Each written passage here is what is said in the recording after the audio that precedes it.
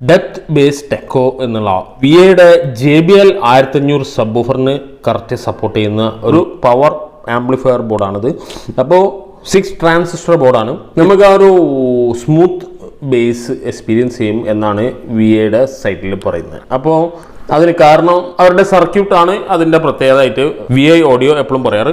അവരുടെ തന്നെ ആ സ്ലിം ടൈപ്പിൽ തന്നെയാണ് ഇപ്പോൾ ഈ ബോർഡും ചെയ്തിട്ടുള്ളത്.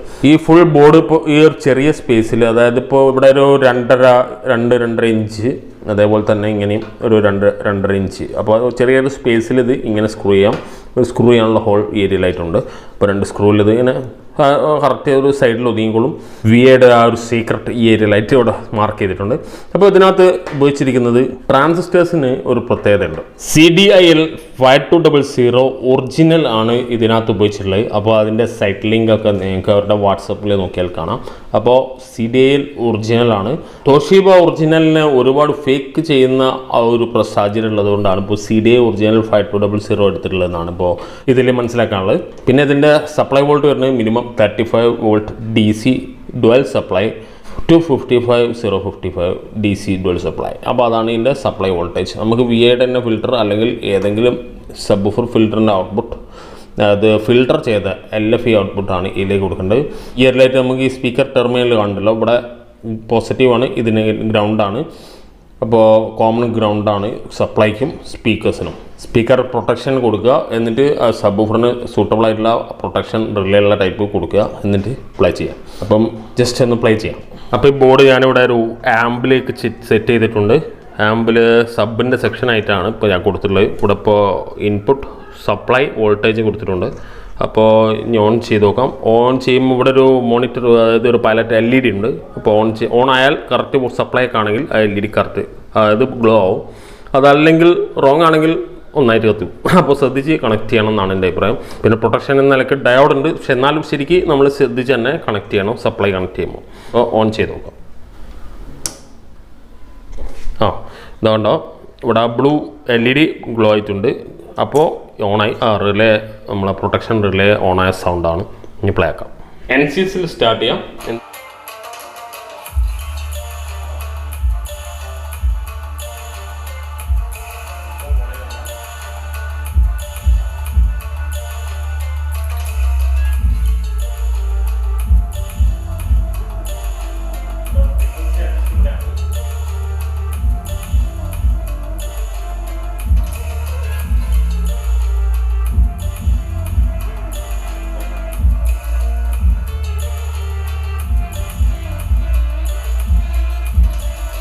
അത്യാവശ്യം പഞ്ചില്ലേ. ഇതിപ്പോൾ ഞാൻ കൊടുത്തിരിക്കുന്ന സപ്ലൈ എന്ന് പറയുന്നത് 55 വോൾട്ട് ഉണ്ടാവും.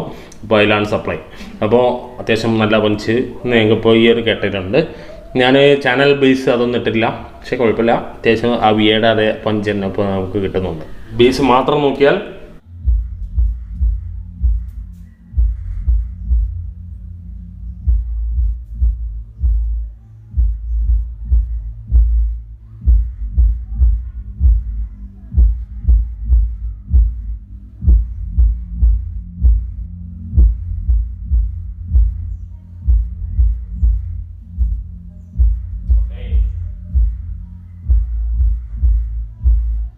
അപ്പോൾ എൻ്റെ അഭിപ്രായത്തിൽ ഈ ഒരു സൈസ് എന്ന് പറയുമ്പോൾ ഇത് ഒരു കാർ റാമ്പൊക്കെ അസംബിൾ ചെയ്യാൻ വളരെ സൂട്ടബിൾ ആയിട്ടുള്ള സൈസായിട്ടാണ് ഇപ്പോൾ കാണുന്നത്. ഇതിലേക്ക് 55 DC to DC സപ്ലൈ ഇട്ടാൽ നല്ല പവർഫുൾ സബ്വൂഫർ ആമ്പ് കാർ വണ്ടികളിലേക്ക് സെറ്റ് ചെയ്യാം.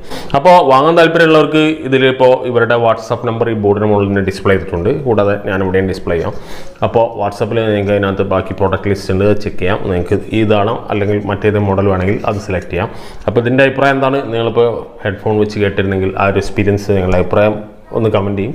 അപ്പോൾ വിയുടെ ഇതിന് മുമ്പ് റിവ്യൂ ചെയ്തിരുന്ന മറ്റൊരു ബോർഡ് ഉണ്ട്. അതിൻ്റെ വീഡിയോ ലിങ്ക് ഞാനിവിടെ മുകളിൽ 2 കൊടുക്കാം, ചെക്ക് ചെയ്ത് നോക്കൂ.